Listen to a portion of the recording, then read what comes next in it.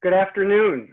I'm Jim Goldgeier from American University and the Brookings Institution, and delighted to welcome you to this conversation on the role that multilateral institutions and bilateral summits have played in the evolution of US-Russian relations.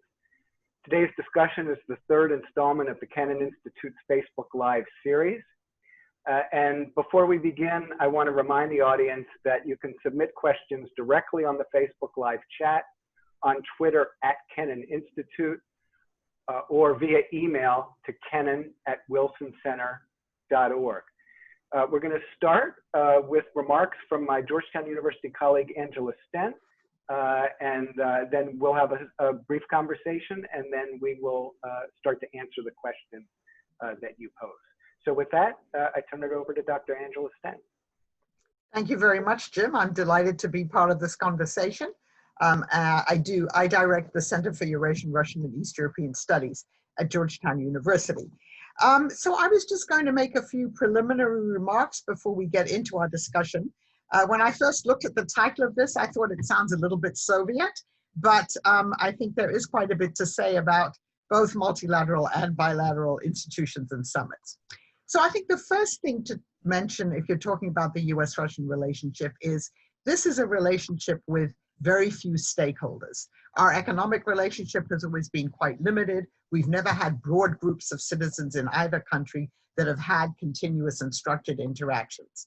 And really the most intense kinds of interactions between Americans and Russians, at the government level at least, has been security specialists. Because of course what distinguishes our relationship with Russia is that we are the world's two nuclear superpowers, and those issues really at the core is what drives the relationship, and that hasn't changed between the Soviet period and the post-Soviet period. So the focus of the relationship has always been bilateral. It's been that core security nuclear relationship.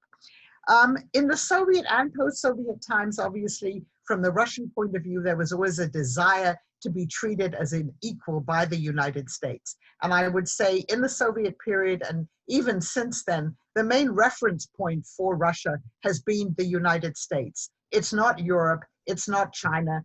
We can talk about whether that's going to change, but it really has been this focus, this obsession, one might say, with the United States. And because there hasn't been a large group of stakeholders in this relationship, the personal diplomacy, those bilateral summits, have been really disproportionately important in this relationship. And so when the presidents get on with each other, and we could say as Clinton and Yeltsin did in the early years, as George W. Bush and Vladimir Putin did in the early years, and certainly as Obama and Medvedev did, then the relationship is strengthened, it's bolstered. When they don't get on, and that's certainly true of the relationship between President Obama and President Putin in his second term, then it can be much more complicated to get the relationship moving. The second point I wanted to make, and here I will now quote Bill Clinton, is that Russia has been really, or the Russians are lousy joiners. Understandably, Russia sees itself as a great power. It's been reluctant to join multilateral organizations whose rules it didn't set, whose agenda it just has to accept. It prefers to be in organizations where it dominates the agenda. Think in the Soviet period of the Warsaw Pact or Comecon, and in the post-Soviet period, the Collective Security Treaty Organization, the Eurasian Economic Union.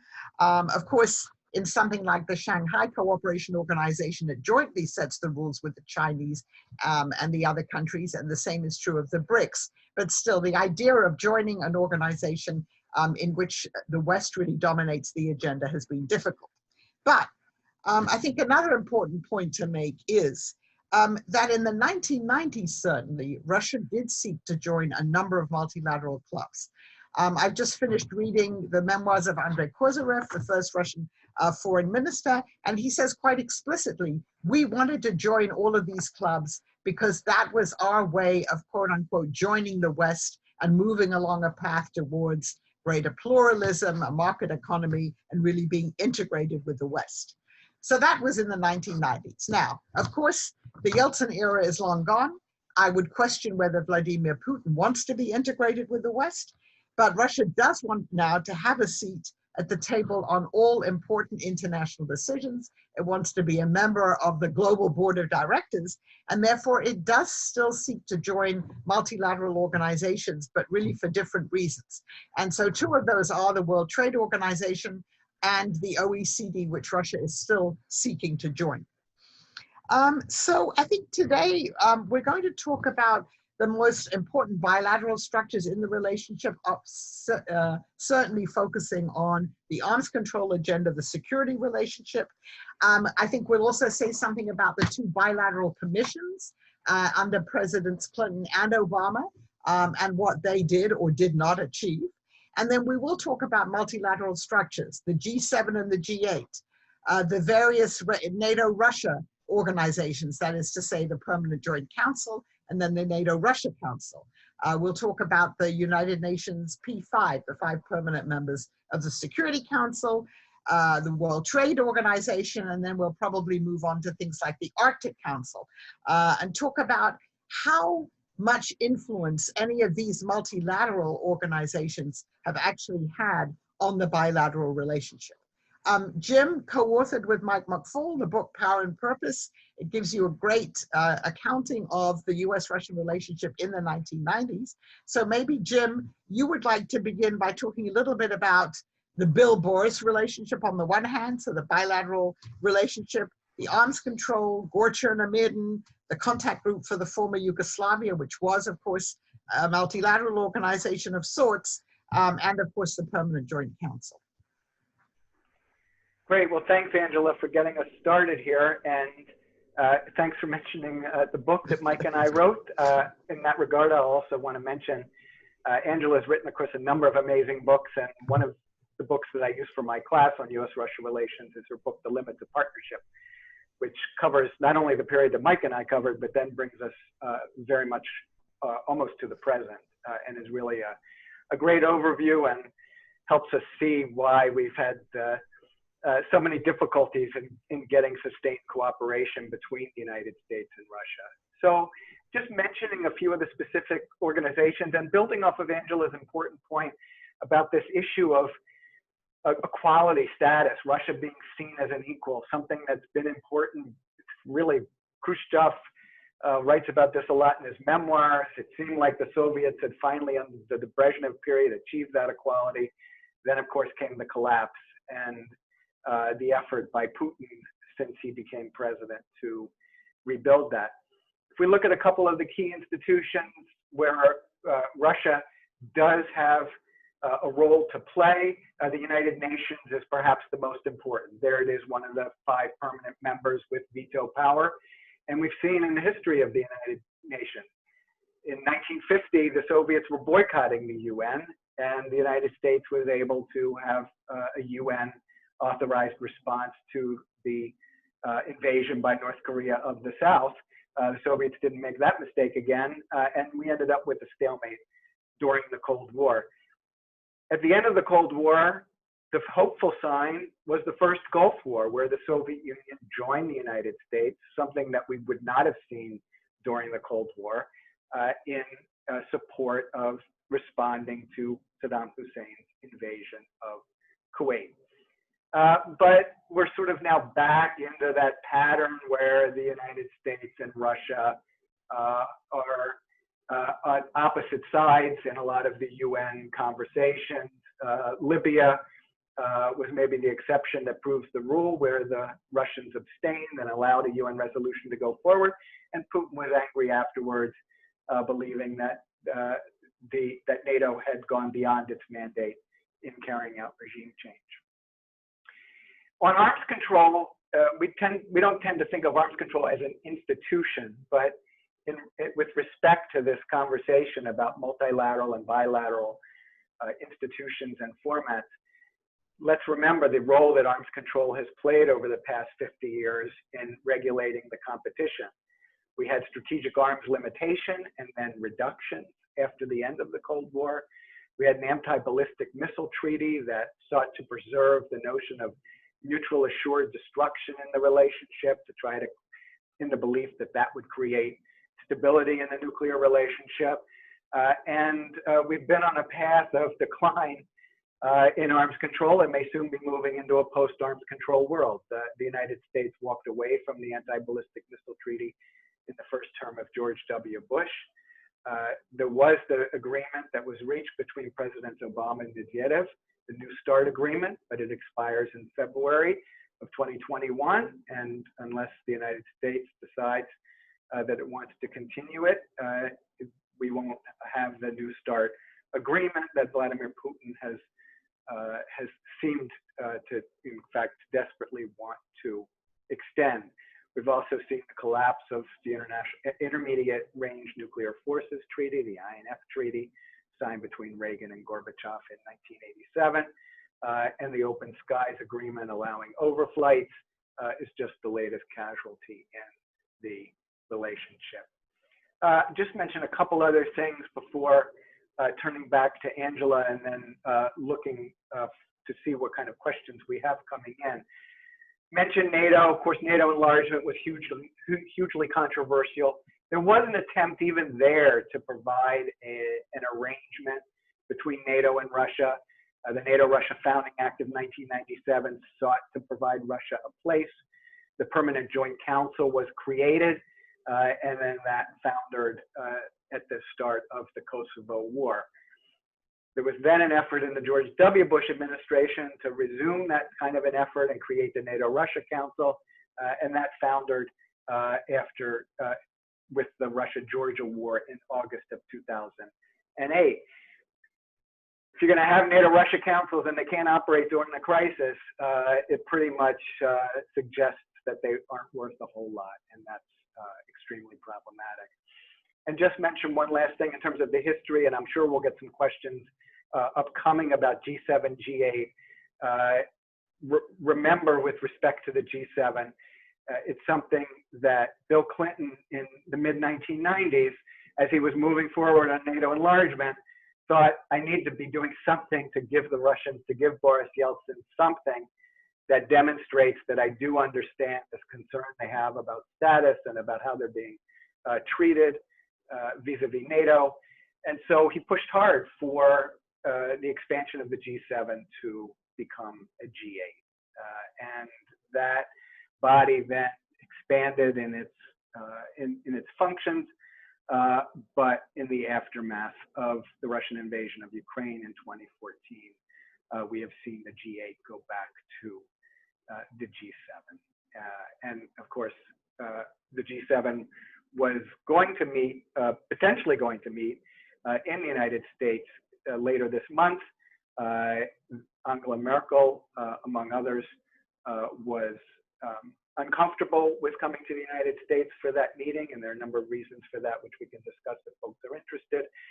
President Trump has now floated this idea of adding others to a G7 meeting in September, including Australia, South Korea, India, and Russia. And that creates a certain dynamic of its own, both within the G7 and then vis-a-vis other countries such as China. While I look to see what kind of questions we've got coming on, I'll ask Angela what she thinks, having written about pretty much this whole post-Cold War period, about these kinds of efforts to establish real government-to-government activities. You mentioned Gorchian and Mirden before, and then the US-Russia Commission of the Obama years, this sort of idea of creating interactions across multiple agencies of the US and Russian governments to try to create more substance, really, to the relationship. Do you think that that these do have an impact, a positive impact on US-Russia relations? I think it's a great question, because I think one of the differences you could really see between Republican and Democratic administrations in the post-Soviet period, and there aren't that many differences on Russia, or there weren't at least until 2016, is both, Democratic presidents, Clinton and Obama, believing that they should go along with the Russian desire to have these large, somewhat bureaucratic, overweening, if you like, institutions like the Gorchian and Mirden Commission. But I think they, let's say in the 90s, I think they performed an important function. First of all, again, they created networks. Again, this is a relationship where we don't have that many stakeholders. We don't have those many dense networks of interaction. So we had the interaction with all the different commissions or parts of the Gore-Chernomidin Commission, be it energy, be it science and technology, be it arms control, be it prison reform, whatever. And yet, of course, by the end of the 90s, the Republican candidate then Bush heavily criticized the Clinton administration for creating these bureaucratic structures that sort of made it impossible to really move forward with an agenda and maybe institutionalize some of the corruption. But I think in the 90s, it did achieve something. Then, of course, it went away. In the Bush administration, there were no overarching bilateral commissions. And then again, when Obama came in, they were resurrected precisely to try and create, again, a denser network of experts on each side, and to include a number of other issues, including sort of ideology and things like that. Of course, that then, once Putin came back into power, and you had all the other events, the bilateral commission, and certainly after Ukraine, really was no more. But I think, in some ways, as you said yourself, Jim, you needed more substance. It's a broader question of, what are the issues, if you look now, what are the issues in the US-Russian relationship going forward? Now, we can certainly say arms control is a major one. You've already talked about that, the prospect that there won't be any arms control anymore. And this is interesting. This time, it's the Trump administration that wants to bring the Chinese in and make this multilateral in a way. And of course, the Chinese don't want to, and the Russians are sort of on the fence about it. But if that goes away, there really aren't that many other areas where we have a structured and a longer term relationship. We're clearly interacting daily. Our militaries are over Syria, deconflicting air operations and things like that. But the substance is really pretty thin. And I go back and believe that, in fact, the personal symmetry has been a very important driver of this relationship, even not talking about the Soviet era, where it was important too, but in the post-Soviet era as well, because that's really been the thing that has forced the bureaucrats, the officials on lower levels to interact to get something going. And in the absence of that, really not very much happens. And I would just remind everyone, the last time an American president was in Russia was when Obama visited Russia in 2009. And the last time that President Putin was in the United States was in 2007, when he went to Kennebunkport, and he had a kind of a personal summit with President George W. Bush and H.W. Bush as well. So in the absence of that, we know that Trump and Putin obviously have met, and they haven't been able to push the relationship forward because of all the domestic hindrances to it. But I still see that as being probably the most important venue to get the relationship going, and that all of these other fora can contribute towards it. I mean, if you go to one area where things seem to work rather well multilaterally, it's the Arctic Council. You have US, you have Russia, you have obviously the other littoral states there.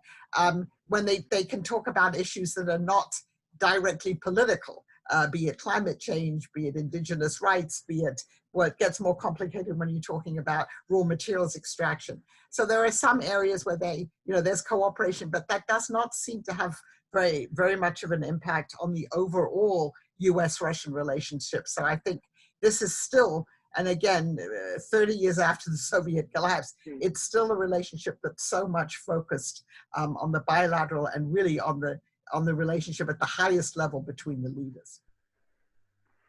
That's great, thanks. And just a reminder to the audience that you're able to submit questions in the Facebook chat, on Twitter @Kennan Institute, and via email to kennan@wilsoncenter.org. There are a couple questions sort of related to both G7, G8, and UN that I'm going to group together, Angela. And so the first one is from Michael Bochurkov, Global Affairs Analyst. Having invited Russia to the upcoming G7 summit, do you expect President Trump to push for a return of Russia to the informal body?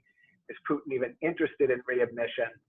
And then Bill Moon, independent consultant and former program manager for the CTR nuclear security program in Russia, asks, today you discussed Russia's preference for bilateral engagements with the US and addressed other multilateral organizations dominated by the West. But how do you think about Russia's perspectives on the P5 and its potential for arms control or stability talks? Maybe I'll start just a few comments on the sort of this G7, G8, G11, not G20 issue, and then turn it over to Angela to talk about ways in which she thinks the Putin may try to do something connected with the P5 in the UN as a different format. You know, I don't really know what to make, frankly, of this notion of adding countries to make it a G11 instead of a G7. In some ways, of course, you could argue that adding countries like Australia, South Korea, Japan, and India, this is something that's been discussed as sort of a way of broadening the scope of major advanced democracies, which is where the G7 began. In that regard, if you're talking about major advanced democracies, it doesn't really make sense to include Russia because under Putin it has moved to become a more authoritarian state, and we still await the return of Russian democracy. Also, there's the issue of Putin's perspective on this. He has not indicated a major interest in coming back into the G8. In a sense, a sort of, you know, kicked out. Basically, well, why do I need to be there anyway? And of course, the G20 was created during the 2008 financial crisis to try to broaden the set of countries that would be included in the world, including not just the then G8, but countries like China and others. And that's also a problem with this so-called G11. Russia has tied itself to China, and that partnership is clearly very important, both to Putin and to Chinese leader Xi Jinping. And if what President Trump is trying to do by holding such a meeting in September is to add to the sort of anti-China rhetoric that he's been using in response to the pandemic, and possibly will ratchet up as we get closer to the election. Vladimir Putin's not going to want to be in a position where he's seeming to be joining with the United States in something that could look anti-China, but there's an opening there with his presence in the P5 and the role of the United Nations Security Council permanent members. So Angela, perhaps you can pick up there with respect to that issue. Yeah, let me just say a couple of other things about the G7. You know, Russia was kicked out of the G7 because it annexed Crimea and started a war in the Donbass region. None of that has changed. And that's why Canada and Britain have explicitly already said Russia does not belong back in the G7. No other country, I think, has articulated their view on it. It is true that Prime Minister Abe, when the G7 was in Japan, wanted to invite Putin and was dissuaded from doing that. President Trump has the right to invite President Putin as the host of the G7 summit without Russia being readmitted to the G7. So I think we have to remember that distinction. I wonder what's going to happen. The Russian Foreign Ministry spokesman has just said, spokeswoman has said, we don't know that much about it. We don't have any details. So we'll see whether it happens and whether the other members of the G7 come. But we have to remember, as Jim said, this is an organization of industrialized democracies. And the reason why Russia was invited in the 1990s, and Boris Yeltsin came, I think, formally to the first meeting in 1996, was aspirational. It was to encourage Russia to take the path of democracy and markets, and also somewhat as a consolation prize because Russia was not going to be, at that point, or any future point, invited to join NATO. So that leads me now to the P5 question. So Putin has raised the issue of having a P5 summit last year. it's supposed to happen during the United Nations General Assembly meeting in September. I don't know what the plans are for that given the COVID situation. But I think the idea there is, first of all, to reassert the fact that there are 5 great powers in the world. This is a view that Russia very much adheres to. And it's really to discuss what the Russians call a post-West order, right? So the Russian agenda here is they look at the United States, they see the United States as a declining power and one that has certainly absented itself from involvement in a lot of international issues. And the COVID pandemic has, I think, reinforced the tendency of many countries to turn inward on themselves, not the least is the United States. And so it's a way, I think, to try and discuss, yes, arms control, nuclear weapons, but I think something broader than that, which is that we have to move beyond the world order as we've seen it and go to one that, the word that the Russians love is multipolar. Because what Putin sees before him also is the emergence of a new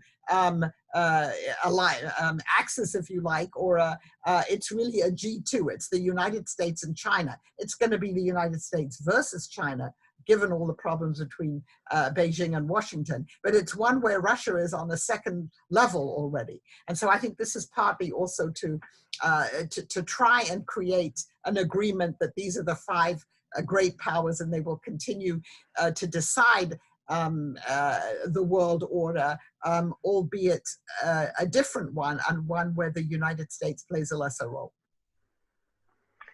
So Angela, Rachel Bauman from the Helsinki Commission asks us about an institution, multilateral institution that we haven't Which we didn't mention. Oh, yes. She asks whether the OSCE has any relevance to the U.S.-Russia bilateral relationship. I'll start with a couple comments and then ask you for your thoughts. I mean, it's interesting when you think back to the effort to formalize the CSCE, the Conference on Security and Cooperation in Europe, that came out of the Helsinki process, 1975, and to create in December of 1994 an organization that was also, as we were talking about before with G7, G8, also United States response of, yes, let's do this with the Russians, for the Russians.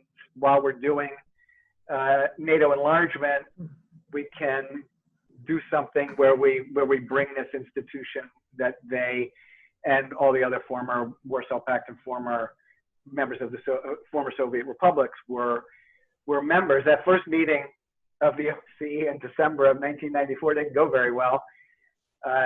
Yeltsin was upset by what was being discussed at that point on NATO enlargement, and he came to Budapest, where that first meeting was held in December of 1994, and said Europe, before it's even gotten rid of the Cold War, has entered a cold peace. There are a lot of reasons why the OSCE sort of was never able to really develop, but one became the Russians themselves. I mean, as the OSCE, as countries within the OSCE started to look at what the Russians were doing in Chechnya, as the OSCE became involved in election monitoring to a much greater extent, the Russians started to have less desire for the OSCE to play a major role. But I don't know your thoughts, Angela, on whether or not there's a place for the OSCE with respect to the U.S.-Russia bilateral relationship, which is right.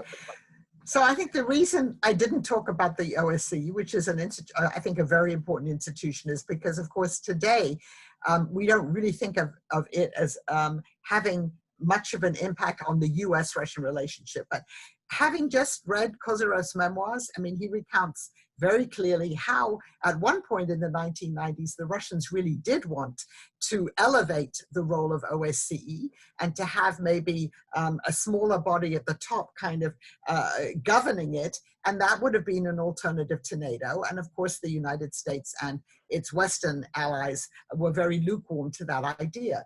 So I think at various points, the OSCE has been important. Certainly, if you go back to the Helsinki Final Act in 1975, that was one of the most important steps on the way to a greater East-West détente. And we know that the Soviets signed on to the Helsinki Final Act not because of the first two provisions, the first two baskets, and they reluctantly swallowed the third basket, which was the human rights one.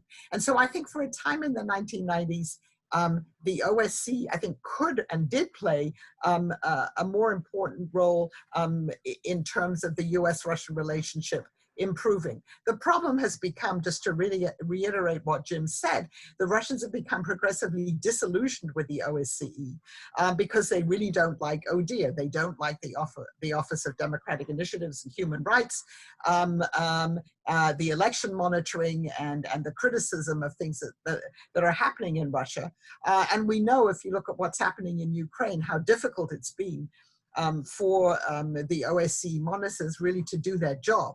So, and I think another potential role that the OSCE could have played, and then it didn't for various reasons, when Medvedev made his proposal in 2008 for a new Euro-Atlantic security architecture.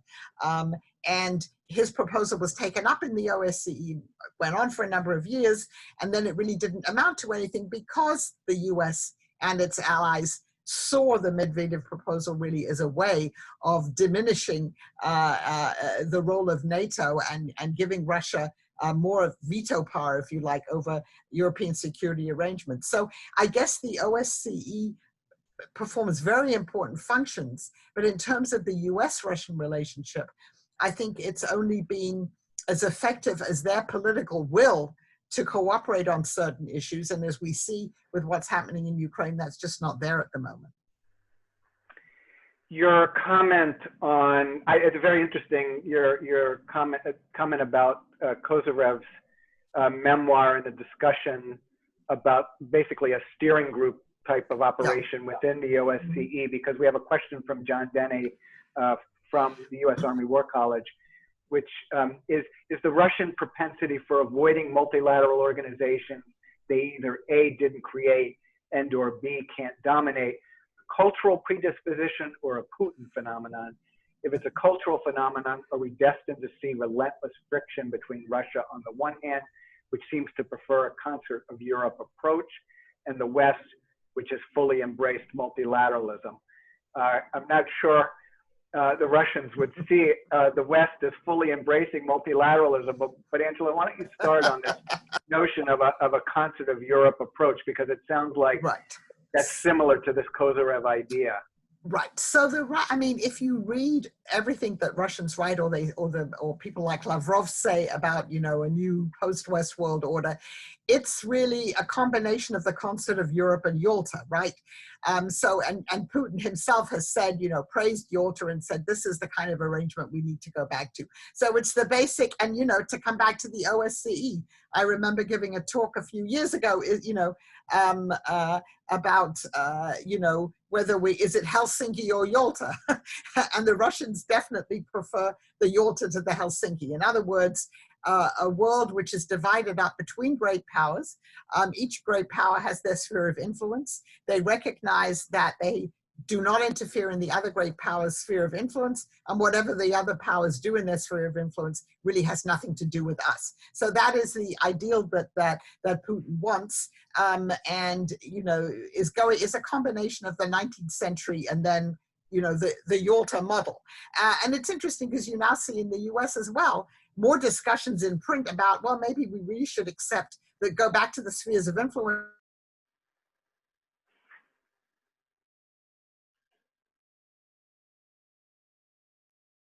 Angela, you still there? It looks like we lost Angela.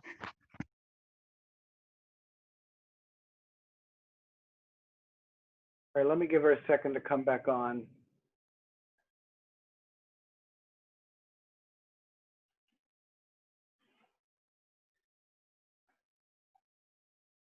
Well, while we're waiting for her to come back on, I'll just I'll pick up on the latter part of the question, which is the West fully embracing multilateralism. And I would just say, you know, from the Russian perspective, of course, this is part of the argument against NATO enlargement, that basically that the United States pushed this agenda forward without regard for Russia's interests and didn't find a way to bring Russia in. Obviously, there were important reasons that the West had for including Central and Eastern Europe into NATO, and that included sort of not giving Russia some kind of veto over their future as democratic, market-oriented countries that would, that wanted to join the West, that wanted to join Western institutions. But certainly, this question, and Angela raises this important point about Russia wanting spheres of influence recognized, and something that the United States has not been willing to do. And I mean, even in this administration, even with a President Trump who seems like that might be something that he would be willing to do, in fact, as sort of a formal recognition, even that is hard for any U.S. administration, a president wanted to do it, because there's so many countervailing pressures coming from within the United States, from U.S. partners, as well as from just basically sort of the cultural orientation of the United States on these sets of issues. I will forge ahead here and look for, we do have a number of other questions, and we have about 10 minutes left. I don't know that we're going to get to all the questions, unfortunately, and I do hope that Angela will be able to rejoin. But we have a question from Mircea Munteanu. How can the U.S. bureaucracy work to push any cooperative agenda on U.S.-Russia relations when there's deep distrust of Russia and the principles in this administration? I would sort of, I think, we need to look at this historically, as I'm sure you will appreciate, and think about how that's gotten in the way.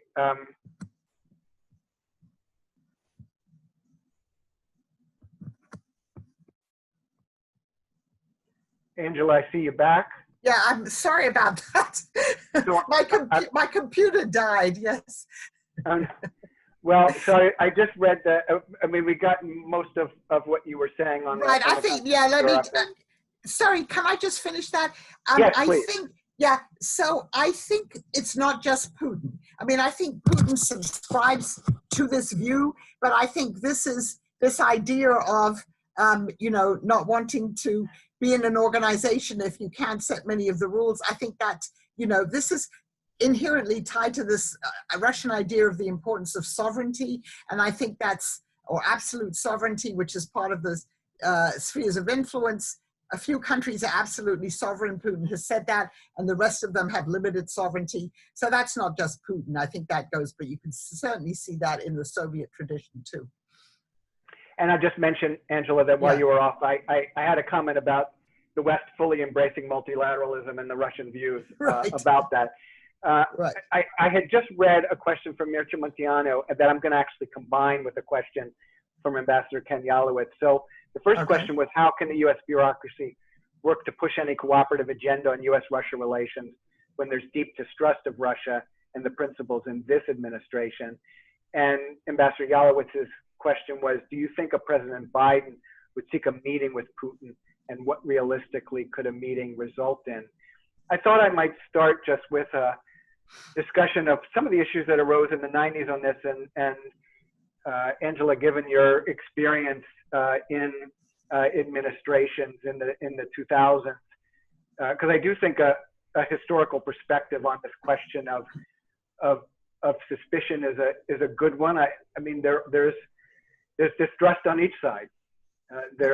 Certainly in the period of the 90s, both when I was in government in 1995, 96, and studying that period intensively, you had a U.S. that was often suspicious of what Russia's motives were, not among everybody. And I think you saw points of tension. For example, in creating the implementation force in Bosnia after the 1995 Dayton Accords, there were a lot of people in the U.S. government who didn't see why Russia needed to be brought in. There was a belief that they would just, sort of create problems in that situation, and why bring them in. And it was really Secretary of Defense Bill Perry Assistant Secretary Ash Carter. The two of them had worked closely together before coming into government. They worked closely together, of course, in government. And they felt very strongly that if you were going to be setting something up to deal with what at that time was the biggest issue in European security, you couldn't leave the Russians out. But they had to work hard to push back against skepticism that existed in the administration.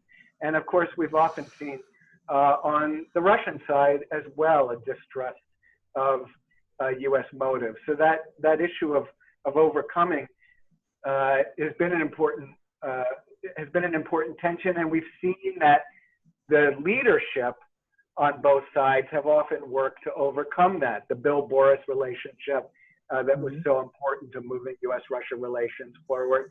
The relationship between George W. Bush and Putin was quite good.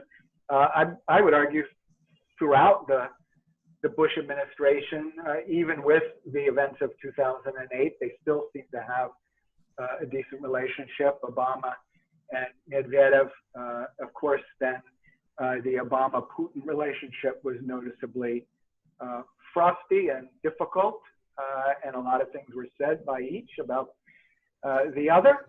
And then, Angela, as you mentioned, with Trump and Putin, Trump's been constrained in his pursuit of a relationship with Putin because of domestic politics here in the United States. But, you know, given the way in which you cover these relationships and limits of partnership, sort of your thoughts again on the personal relationships, and then feed that into your thoughts on how you think if Joe Biden wins the election, how he might approach this issue. So what the first question is what about personal relationships? It's about the deep distrust. Distrust, yeah. With Okay. the distrust of the U.S. bureaucracy. How can the U.S. bureaucracy push a cooperative agenda when there's deep distrust of Russia? Yeah.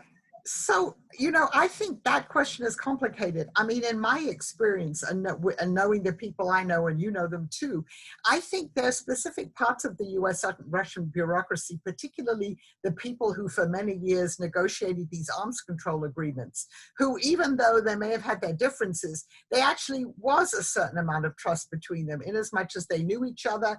You know, they got together regularly and they did this over a period of decades. So I think maybe that's a more specific and a smaller group. But I think that worked well. I think in broader parts of the bureaucracy, there certainly is distrust. I think in the Trump administration, it's obviously been different in as much as you have a president who has wanted to pursue this closer relationship with Russia. And he's had the rest of the executive branch that have been much more skeptical. And of course, it does go back to what happened. I mean, it goes back decades, but it goes back to what happened specifically in 2016 and the election interference and all of these questions. And so in this administration, it's really paralyzed everything, I would say. And don't forget the US Congress. The US Congress has never been well inclined toward Russia. And if you think about, again, how long it took to remove the Jackson-Vanik Amendment, passed in the mid-1970s and long after immigration had been liberalized, and it was only removed in order for U.S. business not to be disadvantaged when Russia joined the WTO. So I think and you see now with Congress, that it is now passing all of these sanctions against Russia. It's the U.S. Congress that's often made these things very difficult, and it's the subject of another conversation, why the U.S. Congress has tended to be very skeptical about Russia. I think if Joe Biden is elected president, I do think that a Biden administration would take the, extending New START very seriously. It would take the whole arms control. It still remains committed to traditional arms control, even though I think it would recognize that eventually you have to have an agreement that may include new players, it may include new systems, things like that. I doubt that there would rush to be a summit. I think it would be more that it would probably attempt to restore some of the channels of communication that no longer exist. Some of them were dismantled at the end of the Obama administration, and they haven't really revived under the Trump administration because of all the domestic constraints. So I think in terms of the kinds of issues we've been talking about, security discussions, but other discussions as well, there would attempt to be a restoration of some of these channels of communication. I doubt that there would be any kind of summit unless there was really something substantive to announce, unless there was agreement. And there still are going to be issues of, we don't know what's going to happen with election interference. It's going to depend what happens in the next 6 months. And I'm not sure that, you know, Vladimir Putin is chafing at the bit to have a summit with a US president. I think, you know, if Joe Biden wins, the Russians will clearly have questions given his, you know, his support for Ukraine, and given, you know, some of the things that he and others in the Obama administration didn't said. Having said that, I'm sure that if, you know, if the time were right, Putin would respond to a summit meeting. But I think it'll, you know, will depend partly on what happens in Russia too, how Russia comes out of this COVID pandemic. What happens if Putin is indeed on July 1st giving a mandate to stay in power until 2036? I mean, the US is going to have to deal with all of that too. Well, we've reached the end of our time, and that's a great point to close on. So Angela, it's been such a treat to be with you this afternoon. I know there were a bunch of folks who asked questions that we weren't able to get to, and I'm sorry for that. I hope you'll find a way to follow up directly with either me or Angela in reaching out to us to ask those questions. It was a great conversation, and it was really enhanced by the questions that were posed by our audience. And to our viewers, just a reminder to be sure to continue to watch the Kennan Institute Facebook page for future conversations on the Facebook Live series. So Angela, thanks again for doing this. I really enjoyed the conversation. Thank you, Jim, and thank you to the audience too. Thanks to the Kennan Institute. Thank Bye, you. everybody. Yeah, bye.